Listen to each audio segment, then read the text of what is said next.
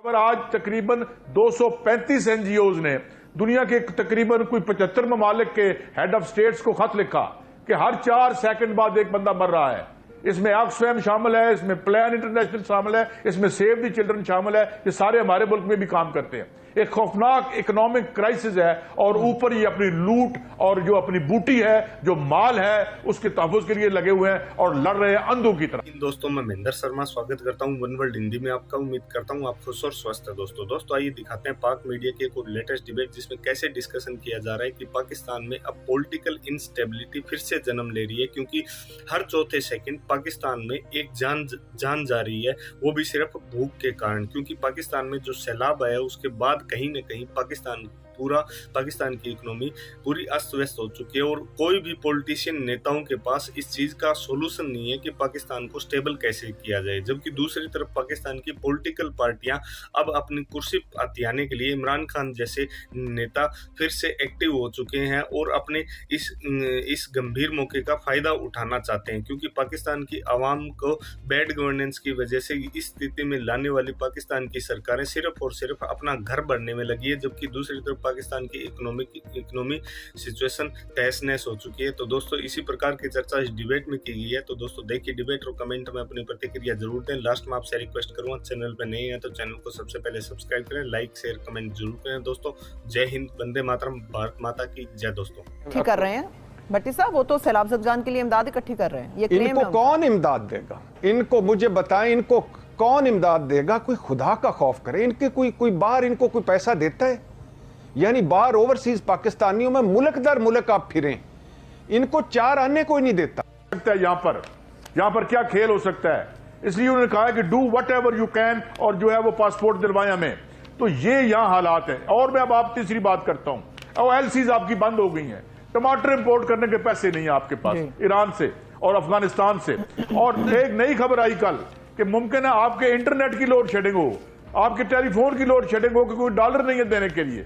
आज मेरी मोहम्मद जुबैर साहब से अपने प्रोग्राम में बात हुई, डॉक्टर मोहम्मद जुबैर जो साबिक वजीर खजाना रह चुके हैं। उन्होंने कहा, मैं कहा जी ये किधर रुकेगा डॉलर? उन्होंने कहा जी अल्लाह जानता है, मैशत में कोई ऐसा पैमाना नहीं है जो हमारे हालात हैं। तो इन हालात में एक तो खानदान अपनी असासे बचाने के लिए लड़ रहे हैं, खान साहब एक और उनका अपना नजरिया और सोच है, और इस तरफ और कोई आदमी नहीं सोच रहा कि आज एक और मैं खबर आपको दूं। एक खबर, आज तकरीबन 235 एनजीओज ने दुनिया के तकरीबन कोई 75 ममालिक के हेड ऑफ स्टेट्स को खत लिखा कि हर 4 सेकंड बाद एक बंदा मर रहा है। इसमें ऑक्सफैम शामिल है, इसमें प्लान इंटरनेशनल शामिल है, इसमें सेव द चिल्ड्रन शामिल है। ये सारे हमारे मुल्क में भी काम करते हैं। एक खौफनाक इकोनॉमिक क्राइसिस है और ऊपर ये अपनी लूट और जो अपनी बूटी है, जो माल है, उसके तहफ़्फ़ुज़ के लिए लगे हुए हैं और लड़ रहे हैं अंधों की तरह।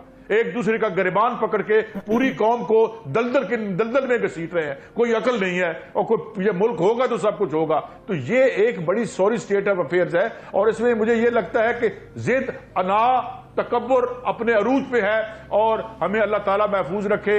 हालात मुझे अच्छे नहीं लगते, काश मैं गलत साबित हूँ। जी सरबत सही है, ठीक है। लेकिन सईद काजी साहब, आपने बड़ी दुरुस्त तरफ इशारा किया, गुफ्तगू का रुख मोड़ा है। इरशाद भट्टी साहब, ये तो इमरान खान साहब भी हर बार कहते हैं, जलसों में, वर्कर्स कन्वेंशन में, लॉयर्स कन्वेंशन हुआ उसके अंदर भी, कॉर्नर मीटिंग्स के अंदर भी बात कहते हैं कि मुआशी इस्तेहकाम तब आएगा जब सियासी इस्तेहकाम होगा। आपको याद होगा कि मौजूदा गवर्नमेंट जिस तरह से आई थी, उन्होंने कहा था कि मिल बैठते हैं, बैठ कर बात करते हैं। इमरान खान साहब भी ये बात करते कि सियासी इस्तेहकाम ज़रूरी है मईशत की बहाली के लिए। तो जब एक तरफ ये एहतजाज की कॉल दे रहे हैं, राना सनाउल्लाह साहब कह रहे हैं आप इस्लामाबाद आए, हम भी धुनी देने के लिए तैयार बैठे हैं, तो ऐसे में तसादुम हो सकता है, मामला ठीक नहीं हो सकते। आम आदमी की बात तो कोई नहीं सुन रहा, माशरे तो तबाह होती रहेगी फिर। जी बिल्कुल ठीक कह रही हैं। पहली बात, सईद काजी साहब की बात ठीक है। मैंने भी यही सुना है कि नवाज शरीफ साहब ने कहा है कि मरियम नवाज साहबा को पासपोर्ट दें और वो यहाँ आएँ। दूसरी बात ये है कि खैर से इस वक्त आप ज़रा अगर पूरा ब्रॉडर पिक्चर में तस्वीर देखें तो सिर्फ 1 नवंबर की तकर्री पर सारा झगड़ा है और सारा जो रोला पड़ा हुआ है और सारा जो लड़ाइयाँ हैं वो 1 नवंबर की तकर्री पर हो रही हैं। दुरुस्त। ये इमरान खान साहब की जो फ्रस्ट्रेशन, गुस्सा, गम या बढ़ बढ़ कर हमले करना, वो उससे भी लगता है कि ये वो किसी अब उनकी ज़हन में कुछ था जिनको वो आर्मी चीफ बनाना चाहते थे। اور جو پی ڈی ایم ہے اس وقت، پی ڈی ایم نے کیا کیا، پی ڈی ایم نے آ کر ان کے جو اہداف ہیں ان میں عمران خان صاحب کو ہٹایا، اس کے بعد نیب ختم کیا، بے شرمی اور ڈھٹائی کے ساتھ نیب ختم کیا، 150 کے قریب کرپشن ریفرنسز واپس چلے گئے ہیں، اور فل سٹاپ کامہ مجرموں ملزموں نے اپنے وکیلوں کے ساتھ مل کر فل سٹاپ کامہ ایسا چینج کیا اپنے کیسوں کو سامنے رکھ کر کہ نیب مک گیا ہے، اور یہ NRO-1 ہے، 2 چھوٹا تھا، یہ NRO-1 ہے جو خود کو ہی خود دیا۔ اچھا، تیسرا EVM الیکٹرانک مشین سے جان چھڑائی، اب ہے کسی نہ کسی طرح پنجاب حکومت لینا، پنجاب حکومت لیں گے تو نواز شریف صاحب کی واپسی ہوگی، پنجاب حکومت لیں گے تو وہ ان کے کیسز کوئی ختم کریں گے، بارگین کریں گے اور نائلی پر بات ہوگی۔ اس کے بعد ہے کیا کہتے ہیں عمران خان صاحب کو نااہل کروانا، اس کے بعد ہے عمران خان صاحب کو جیل بھجوانا اور یہ جان چھڑوانا، اور اس کے بعد جا کے کہیں الیکشن پہ جانا۔ تو عمران خان صاحب کی نظر میں نومبر کی تقرری، عمران خان صاحب کہتے ہیں مائی وے اور ہائی وے، مطلب مجھے اپنا یا ساروں کا لگایا ہوا چیف الیکشن کمشنر قبول نہیں، مطلب مجھے کسی اور کا لگا ہوا آرمی چیف قبول نہیں، مطلب مجھے وزیر اعظم قبول نہیں، مطلب مجھے پارلیمنٹ قبول نہیں، میڈیا سے بھی ان کو شکایتیں ہیں اور باقی بھی اداروں سے بھی FIA اور پتہ نہیں کیا کیا، اور پی ڈی ایم بھی کہہ رہی ہیں کہ ہم نومبر کی تقرری ہم کریں گے۔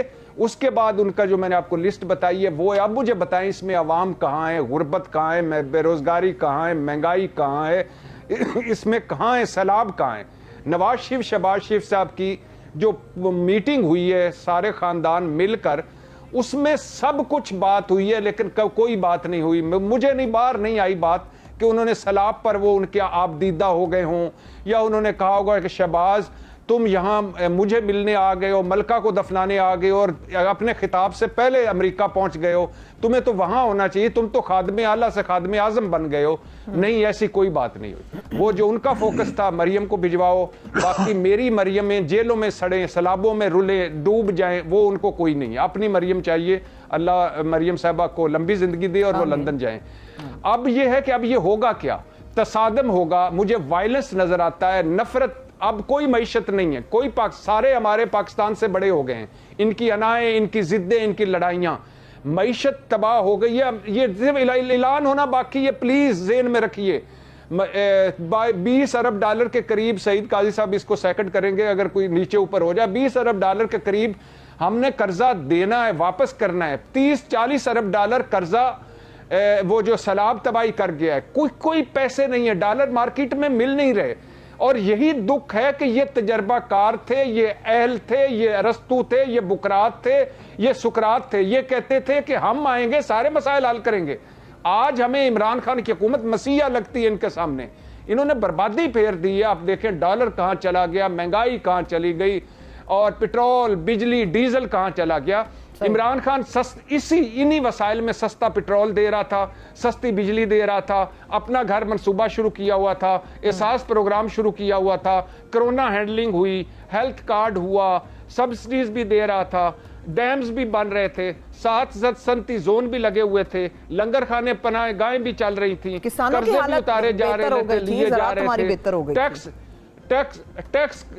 ٹیکس کلیکشن ہو رہی تھی، اور کسانوں کے ساتھ یعنی کسان کا زراعت کا پیکج بھی دیا تھا۔ یہ ارسطو، یہ بکرات، یہ سقراط آئے ہیں، لیکن چونکہ ویژن نہیں تھا، روڈ میپ نہیں تھا، فوکس نہیں تھا، جن چیزوں پہ فوکس تھا وہ کر لیا، EVM مشین ختم کر دی، نیب ختم کر دیا، اب اگلا ایجنڈا عمران خان کو ختم کرنا، نواز شریف کو ریوائیو کرنا۔ تو مجھے یہ جو سعید بھائی کہہ رہے ہیں نا خندقیں کھودی گئی ہیں، یہ خندقیں گھر گھر کھودی ہوئی ہیں، گھر گھر تقسیم ہے، اس لیے بہت مجھے خطرہ لگ رہا ہے۔ اللہ میرے پاکستان پر رحم کرے اور میرے لوگوں پر رحم کرے، ہم تو لٹے گئے ہیں چاروں طرف سے۔ صحیح ہے، ٹھیک ہے سعید قاضی صاحب، جس طرح سے بھٹی صاحب نے کہا کہ اب ان کا اگلا ایجنڈا یہ ہے کہ سب کچھ تباہ کرنے کے بعد عمران خان صاحب کو ختم کیا جائے۔ آپ کو یاد ہوگا جب یہ موجودہ گورنمنٹ آنے والی تھی، آنے کے دنوں کے قریب تھی، تو مولانا فضل الرحمان سمیت ان دیگر سیاستدانوں نے یہ بات کی تھی، ہمارا پہلا پوائنٹ ہی یہ ہے کہ خان صاحب کو ختم کیا جائے، ملکی مسائل تو ہم بعد میں دیکھیں گے کہ حکومت میں کرنا کیا ہے۔ تو کیا واقعی ایسا ہو رہا ہے، یا آپ کو ابھی بھی لگتا ہے کہ خان صاحب کا خوف وہیں کا وہیں موجود ہے، کچھ نہیں ہو سکا؟ دیکھیں، کامن سینس جو ہے لوگ کہتے ہیں بڑی ان کامن ہوتی ہے. یہ عمران خان اس وقت کیا کر رہا ہے؟ اس وقت جو ملک ٹوٹل انارکی میں نہیں جا رہا، اس نے جو جھوٹی سچی امید اور آس زندہ رکھی ہوئی ہے، لوگوں کو اپنے ارد گرد اس پہ کھڑا کر رکھا ہے. انہیں اندازہ نہیں ہے کہ خان کی ایبسنس جو ہے وہ کیا کر سکتی ہے. ابھی اس وقت میں کرو آپ کو بات بتاؤں، یہ جو پیورلی معاشی ایجنڈے پہ موومنٹ نہیں بن رہی، نیشنلسٹ ایجنڈا ہے. ابھی عمران خان نے ایکسپلین نہیں کیا آزادی کیا ہوتی ہے. یہ اسے ہمیں پوچھنا چاہیے آزادی کیا ہوتی ہے. آزادی جو ہے وہ بیمار ہو تو علاج کی آزادی چاہیے، روزگار کی آزادی چاہیے. آزادی معاشی ہوتی ہے، بچے کو پڑھانے کی فیس ہو تو پھر آزادی ہوتی ہے، اور آپ کے سر پر چھت رکھنے کی آزادی ہوتی ہے. یہ وہ اور جتنے لوگ عمران خان صاحب کے نیچے ہیں، بھلے وہ اس کو ایک بڑی جو ہے وہ اور تلوار ٹوٹ گئی ٹائپ، وہ جو نیشنلزم ہے ہمارا، اور جو وہ جو اس پرسپیکٹو میں نظر آ رہا ہو، مگر اس کی تہ میں معاشی محرومیاں ہیں، وہ بٹریلز ہیں جو سکسیسو گورنمنٹس نے کی ہیں، بھلے وہ مارشل لا کی تھی، بھلے وہ سو کالڈ جمہوری حکومتیں تھی. تو سوال یہاں پہ بیسیکلی جو اٹھ گیا ہے وہ معیشت کا ہے. اور جو لوگ سوال پوچھ رہے ہیں اور جو عمران خان کے پیچھے ہیں، وہ کیوں عمران خان کے پیچھے ہیں؟ 65% یوتھ ہے، کسی کو پتہ ہی نہیں ہے نوکری کیا ہے. اور خود عمران خان صاحب کے وزیر کہتے تھے نوکری دینا ہمارا کام نہیں، ہر چند کہ ہم نے ان کو نوکری وزیر کی دے رکھی تھی، ان کی تنخواہ، ان کا پیٹرول، ان کی بجلی کا بل خیر سے ہم دیتے تھے، مگر نوکری دینا.